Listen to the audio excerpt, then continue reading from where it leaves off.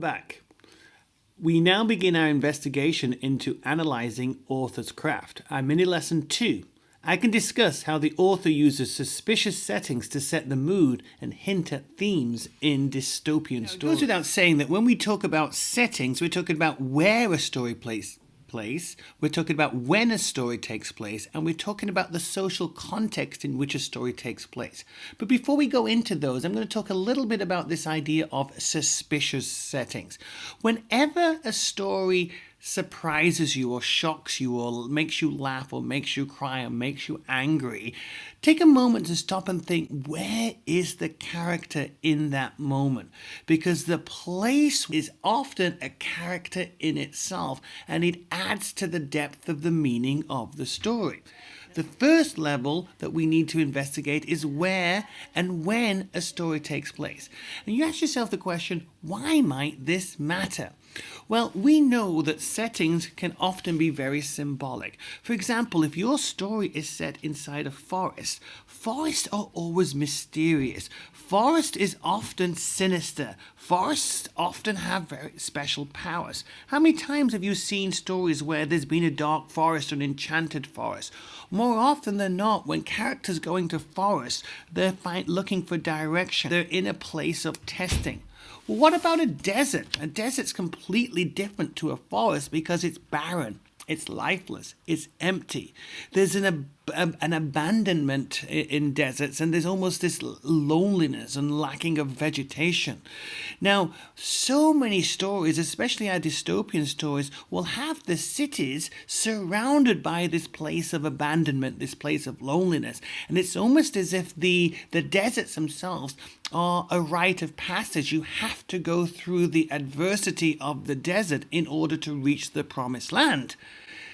What about cities? Take a moment to pause the video here.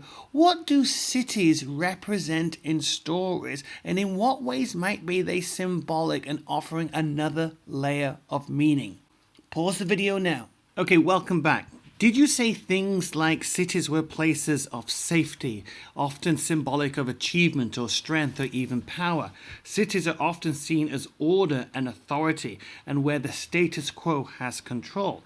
And in the same way, when we see cities that are derelict, it's the absence of order, the absence of control. In many ways, when you're in your dystopian stories and your characters are stuck in forests or in deserts, it's the man v nature or the man v self of the conflict that's taking place. But when your story is taking place in cities, it's often man v establishment or man v society where the conflict lies. Another important aspect of settings are the social conditions of the setting. These are the customs and assumptions taken for granted during the time period that are considered normal. If we think about 1943 Copenhagen, where the Jews were being persecuted by the Nazis, being mean, showing hatred towards the Jewish population, the racial conflict that was occurring that time is understandable, and that's why there was so much fear and distrust among the characters in this story. Clueless is another example of social conditions of the setting, where we have a cheerleader on the one hand and a geek on the other hand. The cheerleader ends up dating the geek, going against the social norms of the two different groups.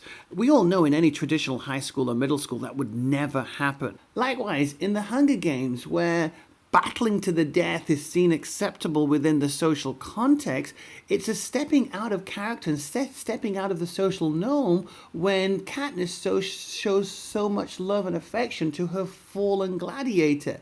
This was sending a crystal clear message about love and about forgiveness and about acceptance, irrespective of the social norm. Possibly, the most important way a setting is used in a story is to create a mood. As a book club, take one of these settings, a rainy day, a dark cave, or an open road. When you are placed or when you are in this situation, what mood or what feelings do these settings communicate? Take a moment to pause the video here and write down 5 or 6 words that these places might communicate if you were stuck in this environment. Now let's practice reading for setting with an example from The Pedestrian. You need to use your 5 senses. Now let's imagine you were reading The Pedestrian. You're always looking for when you were shocked or surprised or something that's suspicious. So when I read Sudden Grey Phantoms, or when I read Branches Filled with Invisible Snow, or when I read Cement Vanishing Under Flowers and Grasses, I would definitely write those ideas down. What things do you hear? The metallic voice, the police car that sounds like it's talking to itself, the silent houses. So those are things I would write down. Attention to detail. The TV light touched faces, but not them. Any details that just seem so significant or so surprising. And then finally, what emotions are being feeling? When you're reading, how do you feel? I felt isolated, a little bit determined, and definitely purposeful if I look through the lens of the pedestrian himself. When I build those ideas together and I start to write about them, I take those ideas down and I just put, what is it the author's doing with setting?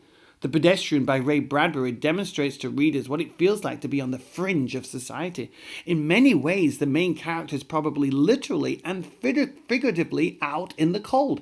He has made a conscious decision to rebel against the status quo by going out for walks during frosty November evenings. What's encouraging about the story is that the main character embraces his difference and finds comfort knowing he's still enjoying the simpler pleasures in life. The message to readers is clear. If you notice people around you taking the wrong path, take a different one. Okay, we're going to do one last practice about how setting is used to create mood in a story. So, working as a book club, you're going to choose either the library where Jonas is receiving information from the giver in the book The Giver by Lewis Lowry, or you're going to use the barren landscape and all of the trash in the story WALL-E in the Disney movie. Take a moment to jot down some notes. What is being done in these stories? Choose one or the other to create a mood. What might that mood be and how has it been communicated? You'll write independently and share your answers together, and the information that you use here, you may be able to use in the checkpoint at the end of this pillar. Okay, just to recap. We've learned today how authors use suspicious settings to set the mood and also hint at themes in dystopian stories. So 3 things to remember. Number 1, watch out for the symbolic use of settings. Often you can identify the conflict in the story by identifying what conflict the main character is having with the settings. Number 2, take into consideration the social conditions of the time and place. Whatever those social conditions are, apply them to how the character is interacting with those social conditions. More often than not, that is the theme of the story. And finally, look at the author's tone, the word choice, and how they are using that to capture a certain mood. The author wants you to feel something in these dystopian stories, and by feeling something, it's sending a message, and by sending a message, it's trying to teach you something. This is how authors use suspicious settings to enhance meaning.